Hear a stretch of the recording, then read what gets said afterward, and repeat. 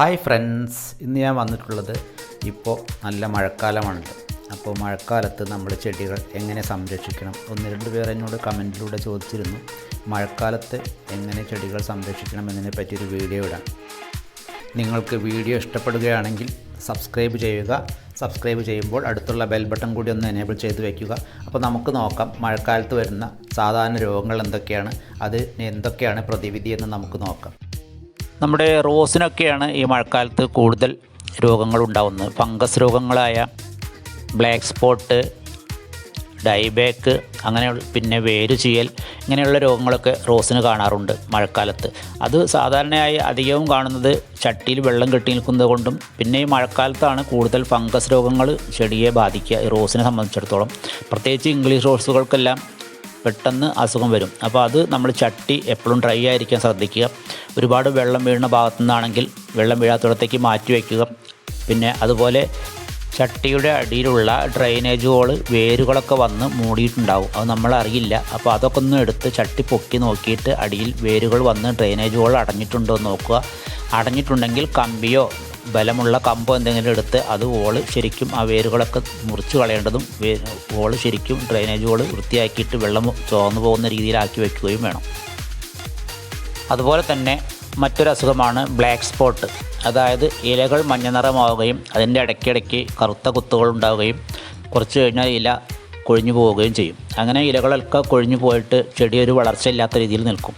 പിന്നെ വേറൊന്നാണ് ഡൈബാക്ക്. അതായത് നമ്മൾ കട്ട് ചെയ്ത ഭാഗത്തു നിന്നും തണ്ടുകൾ കറുത്ത് ചീഞ്ഞുകൊണ്ടിരിക്കുക.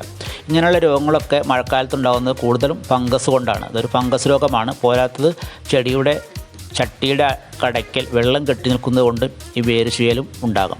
അപ്പോൾ നമ്മൾ പ്രോപ്പറായിട്ട് നമ്മൾ ചെടിയുടെ കടയ്ക്കൽ നിന്ന് വെള്ളം ഊർന്നു പോകുന്നുണ്ടോ എന്നുള്ളത് പ്രത്യേകം ശ്രദ്ധിക്കണം. ബ്ലാക്ക് സ്പോട്ട് രോഗത്തിന് സാധാരണയായി 2 സ്പൂൺ വിനീഗർ 1 ലിറ്റർ വെള്ളത്തിൽ കലർത്തി ആഴ്ചയിൽ 2-3 തവണ തെളിച്ച് കൊടുക്കുന്നത് നല്ലതാണ്. അതുകൂടാതെ വേപ്പെണ്ണ 20 മില്ലി 1 ലിറ്റർ വെള്ളത്തിൽ കലർത്തി ഏതെങ്കിലും ലിക്വിഡ് സോപ്പ് 1 സ്പൂണ് ഒഴിച്ചതിന് ശേഷം നന്നായി കുലുക്കി യോജിപ്പിച്ച് അതും തെളിച്ച് കൊടുക്കുക ആഴ്ചയിൽ 2-3 തവണ.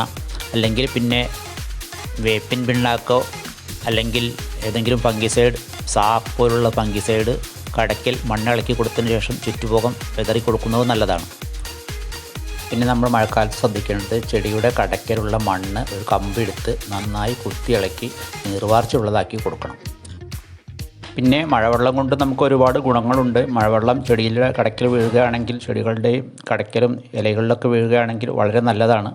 എങ്ങനെയെന്ന് വെച്ചാൽ അന്തരീക്ഷത്തിലുള്ള നൈട്രജനും മൈക്രോ ന്യൂട്രിയൻസുമെല്ലാം മഴവെള്ളത്തിലൂടെ നമ്മുടെ ചെടിക്ക് കിട്ടുകയാണ്.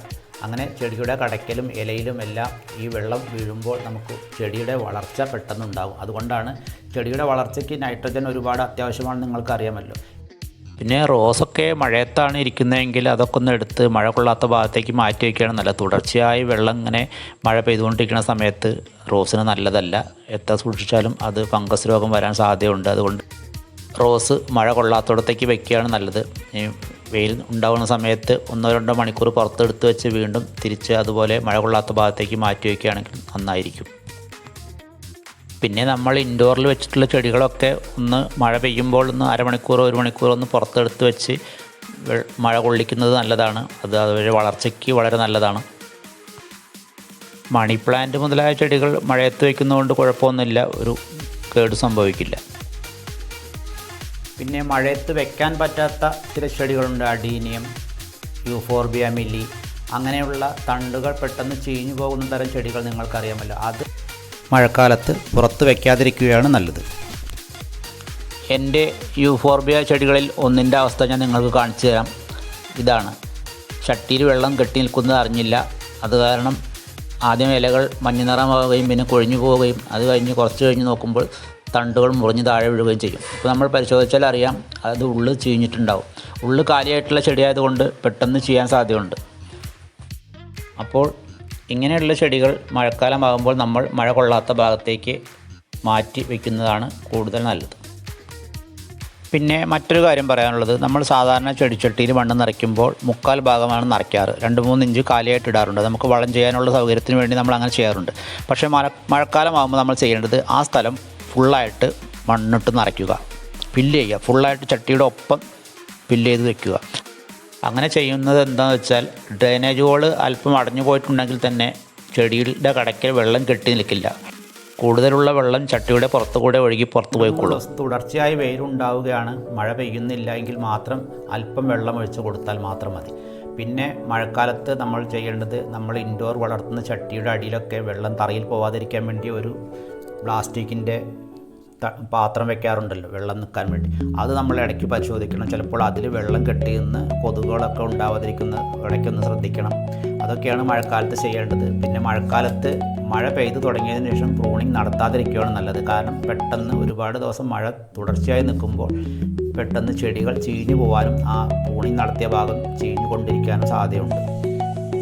ചെടിച്ചട്ടിയിൽ ശക്തിയായി മഴവെള്ളം വീഴുന്നതുകൊണ്ട് നമ്മൾ ചെടിക്കിട്ട് കൊടുത്തുള്ള ചാണകപ്പൊടി മറ്റ് വളങ്ങളൊക്കെ തെറിച്ച് പുറത്തു പോകാൻ സാധ്യതയുണ്ട്. അതുകൊണ്ട് നമ്മളൊരു പ്ലാസ്റ്റിക് കവർ കൊണ്ട് ചട്ടിയുടെ ഉൾഭാഗം മൂടിയിടുന്നത് നല്ലതാണ്. ചട്ടിയിൽ വെള്ളം വീഴാതെ കവറിൽ വെള്ളം വീണ് വെള്ളം പുറത്തേക്ക് പോയിക്കൊള്ളും. പിന്നെ മഴക്കാലത്ത് രാസവളം ചെടിക്ക് ഇടുന്നത് കഴിയുന്നതും ഒഴിവാക്കുക. രാസവളങ്ങൾ ഇടുമ്പോൾ ചെടി പെട്ടെന്ന് അഴുകി പോകാൻ സാധ്യതയുണ്ട്. പിന്നെ മഴ പെയ്ത് കഴിഞ്ഞിട്ടുള്ള ഇടവേളയിലൊക്കെ ചട്ടികളിലൊക്കെ ഒന്ന് ശ്രദ്ധിക്കുന്നത് നല്ലതാണ്. ഏതെങ്കിലും ചട്ടിയിൽ വെള്ളം കെട്ടി നിൽക്കുന്നുണ്ടോ എന്ന് ശ്രദ്ധിക്കുന്നത് നല്ലതാണ്. ഇത്രയൊക്കെയാണ് ചെടികളുടെ മഴക്കാല സംരക്ഷണത്തെ പറ്റി എനിക്ക് പറയാനുള്ളത്. നിങ്ങൾക്ക് വീഡിയോ ഇഷ്ടപ്പെടുമെങ്കിൽ സബ്സ്ക്രൈബും ലൈക്കും ചെയ്യുക. എന്തെങ്കിലും സംശയമുണ്ടെങ്കിൽ കമൻറ്റിലൂടെ ചോദിക്കുക. അപ്പോൾ ഫ്രണ്ട്സ്, വീഡിയോ കണ്ടതിന് ഒരുപാട് നന്ദി എല്ലാവർക്കും. പിന്നെ അടുത്തൊരു വീഡിയോയുമായി വീണ്ടും കാണാം. അതുവരേക്കും ബൈ.